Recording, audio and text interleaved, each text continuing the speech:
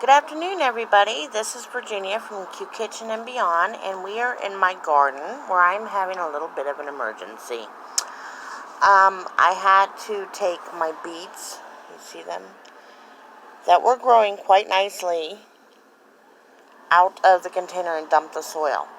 Now, this soil right here was a mixture of compost and topsoil because there was no potting soil to be found in the stores. So, I used what my aides brought me, hoping that it would work. It did not. Now, it did for a little while, but apparently the box was sitting right there where my oregano is right now. And because the seam was there, it apparently, when I guess I must have pushed it over or something to make room for the eggplant, it was sitting right on the seam where the two boxes are together, and it impeded the drainage. So I watered it, but it wasn't draining down to the next. There was a plant underneath there, and it wasn't draining into that. So I pulled that plant out and left the beets, not, thinking about what's going on. Why is this dry? And so I pulled it, which is this little plant right here is finally starting to come back to life. I'm probably going to have to trim it down. But it's just garlic, so I'll just use it for chives. No big deal. It's starting to bolt. Got too hot. And so I pulled it out and watered it. Put some fresh hay on top to keep the moisture in. And I need to, now that the sun's coming out, I need to take that out of there.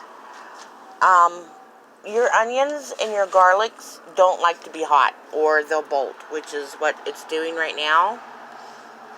So I'm just going to cut all that down, and it'll revive the plant. Garlic and these onions, which are bunching onions, prefer cooler weather. So when I put it there, it was not getting direct sunlight because there were other plants and stuff in front of it shielding it. And it was down there. So you see how nice and kind of dark down there it is. It was still apparently getting too hot. So we won't do that anymore. But yes, the soil's nice and rich and dark. But because it was topsoil, even though it was mixed in with potting soil, it did not allow for proper drainage. You have to use a soil that is specifically made for potting.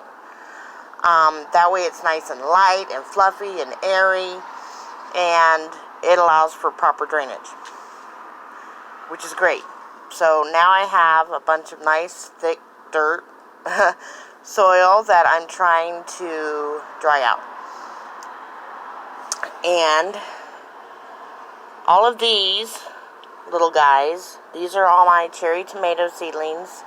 I've taken some out and put them directly into the compost, but I'm going to be repotting those today. That's why they're like that. I'm going to have to take all these and thin them out.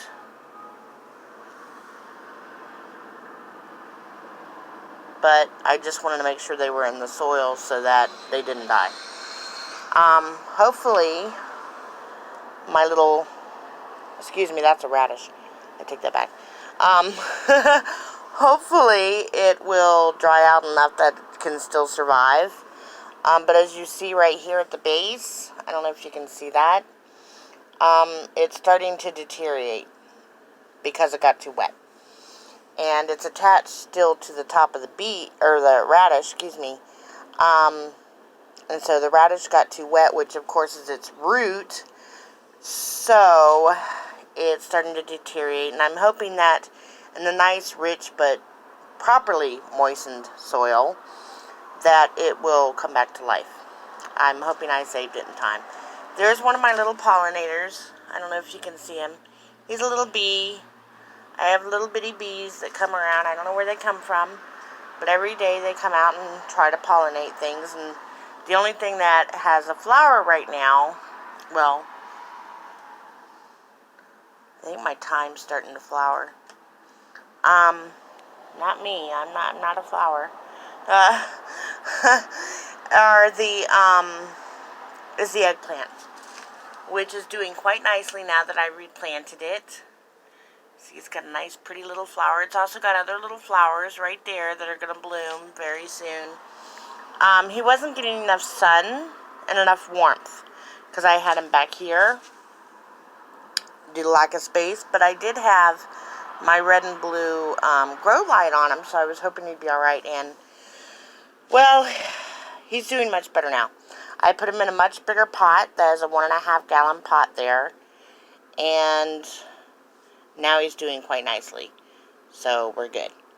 It does have drainage holes on the bottom, by the way, so when I water it, whatever plant I put down here is going to get water, and it'll probably be something that doesn't need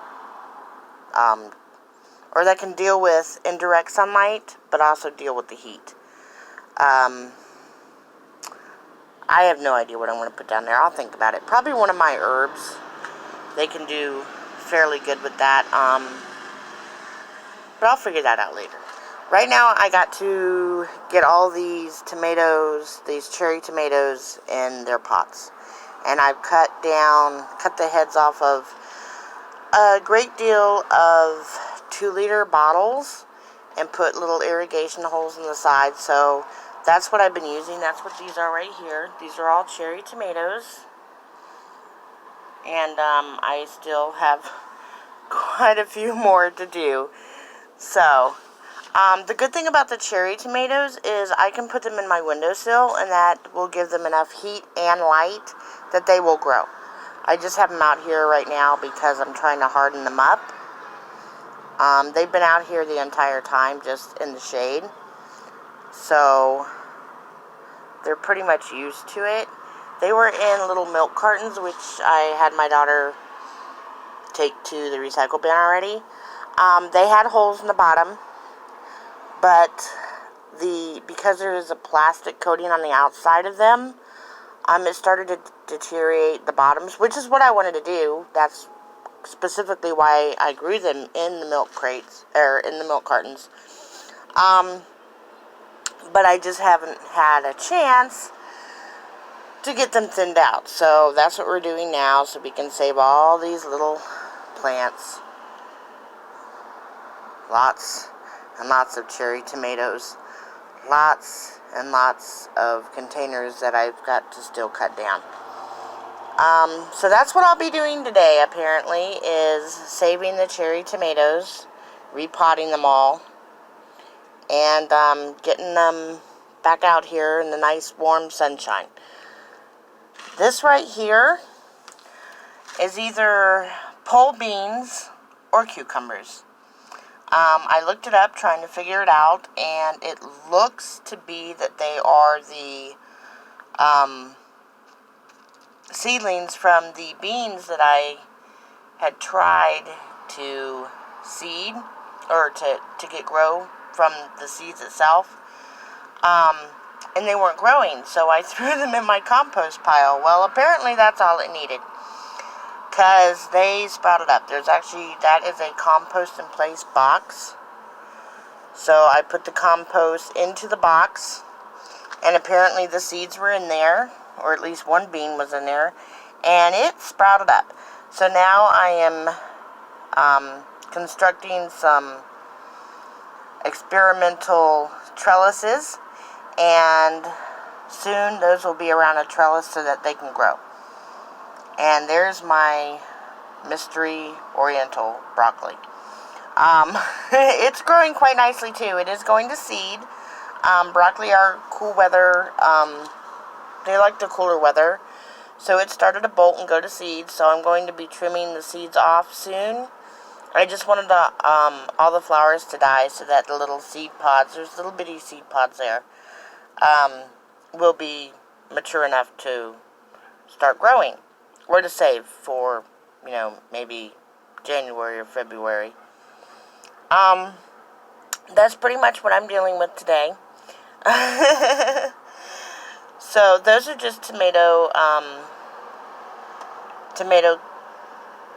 cuttings that I took off and poked down there for some nutrients to see how that would go. And it's already starting to decompose, so that's great. And I see that there's more of those growing. This right here is actually getting water from my air conditioner unit.